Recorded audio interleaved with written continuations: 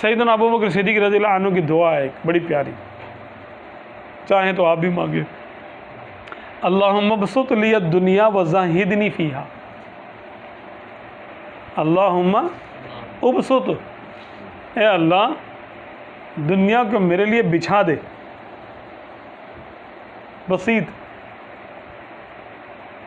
दुनिया मेरे लिए वसी कर दे, व ज़ाहिदनी फ़ीहा, और मुझे इससे बेरग़बत कर दे। अरे वाह,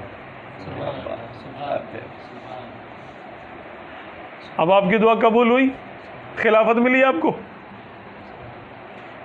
खिलाफत अगर बादशाहत ही है ना, देखा जाए तो इख्तियार के एतबार से तो बादशाहत ही है वो, जो बादशाह कर सकता खलीफा क्यों नहीं कर सकता। लेकिन उन्होंने क्या किया, अपना हिस्से का आटा भी कम करा दिया। इतना ज़ुहद, औलादें मिली, आप अपने सर